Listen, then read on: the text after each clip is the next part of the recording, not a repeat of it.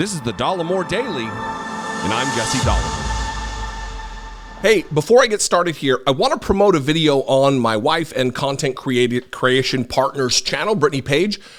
She takes on what we believe, she and I both collectively, we think is an incorrect view on how to battle homelessness in this country. And she takes on the what really are right-wing talking points by both Cenk Uygur and Anna Kasparian at the Young Turks. She's far less bombastic, far more reasoned and metered than I am. So it really is a masterclass on how to disagree agreeably among people who, for the most part, agree in some and substance in most things politically. So I'm going to link to it in the pinned comment. I'm going to put it. It's going to be the top link in the description. Click on that video. Watch this video. One, to learn about housing first and really how impactful it is. It's an evidence-based approach to how we can eliminate homelessness in this country. And it's important. It's maybe not as sexy or tabloidish as hearing about Marjorie Taylor Greene or Lauren Boebert and their nonsense, Matt Gaetz and all these assholes. But let me tell you, it's absolutely critical because real human lives hang in the balance. Anyway, check that out. I would appreciate it very much. I hold in my hands here 2 of 79 pages that were filed by Jack Smith yesterday in answer to Donald Trump and his legal team's attempt to have the case here in D.C. dismissed, the case that deals with January 6th and the election interference angle of the multiple investigations that are taking place right now. And in this particular filing, Jack Smith eviscerates the argument that is being made by the Trump camp. And really, it is an indictment in and of itself, colloquially speaking, of Donald Trump and what he did. The summation in the introduction is, again, to use the term, a master class in how to outline the crimes that took place. First, I'm going to read 2 paragraphs from this Politico article that kind of sum up to give you a flavor for what has been happening. This is the article, Politico, Alone in American History. Prosecutors urge judge to deny Trump's bid to dismiss D.C. charges. In new court documents, the special counsel articulated his clearest case yet for Trump's prosecution for election subversion. Special Counsel Jack Smith argued Monday that Donald Trump's bid to subvert the 2020 election was far from a case of misplaced advocacy or constitutionally protected speech, and he urged the federal judge presiding over Donald Trump's Washington, D.C. trial to sweep aside Trump's bid to sanitize, quote unquote, his conduct. The defendant attempts to rewrite the indictment, claiming that it charges him with wholly innocuous, perhaps even admirable conduct, sharing his opinions about election fraud and seeking election integrity, wrote Assistant Special Counsel James Pierce, when in fact, it clearly described the defendant's fraudulent use of knowingly false statements as weapons in furtherance of his criminal plans. Which leads us to, I will link to this at the bottom of the description.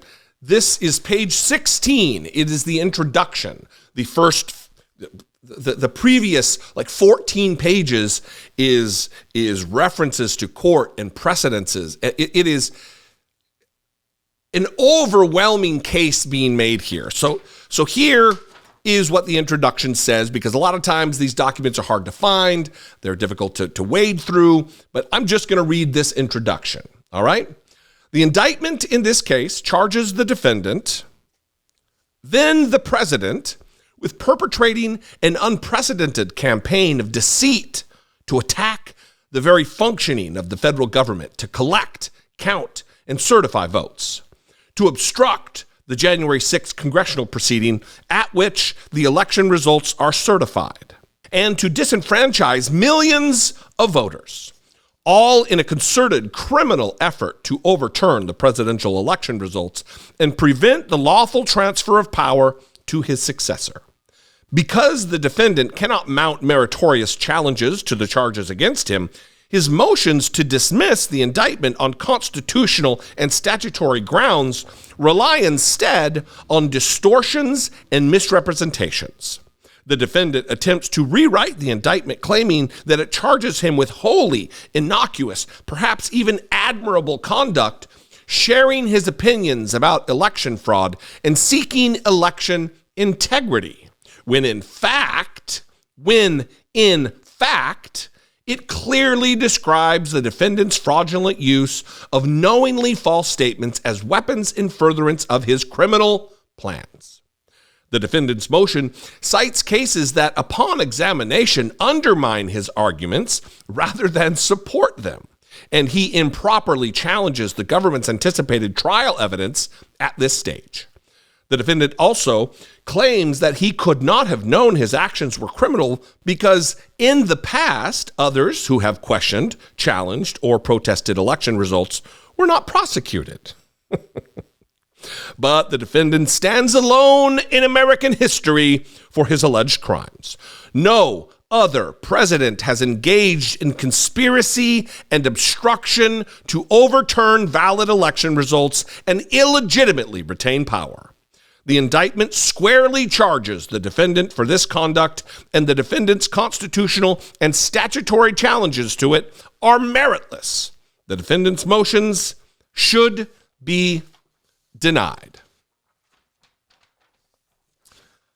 That is it. Succinctly written.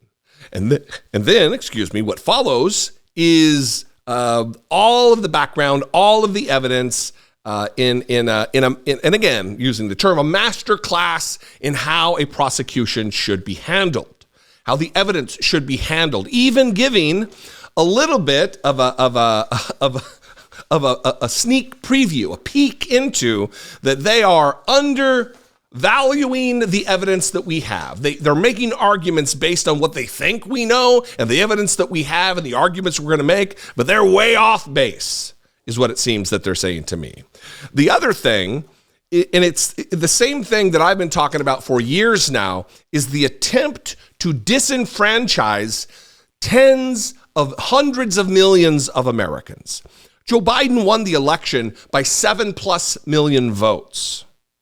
And Donald Trump and his team and his cohorts and his conspirators attempted to disenfranchise them.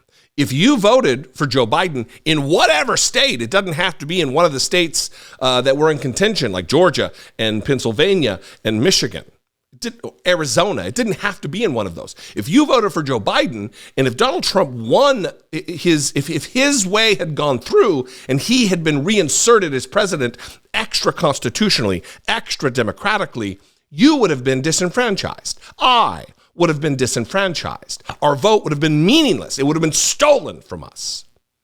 And that's the case that's directly being made in this introduction within this 79-page filing by Jack Smith and the special counsel's team. Important stuff is happening, and it's starting to pick up. The pace is starting to ramp up.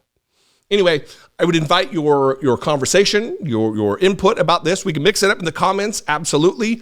If you'd like to get your voice on the record, you can call, leave me a voicemail, 714-576-4054. Or, as always, just send me an old-fashioned email, as old-fashioned as they are now, daily@dollemore.com. If you are in the mood, if you feel moved to help support my work, help produce my work, and you're in a financial position to do so, please consider supporting my work. You can click the join button below for $2 a month. You can become a channel member. You can also become a patron on Patreon by the end of the year and take part in the end of the year Patreon gift that we send. Go to patreon.com/IDoubtItPodcast. You can do that there. I love you guys. I appreciate you very much. I will see you next time. Until I do, be genuine. Take care of one another.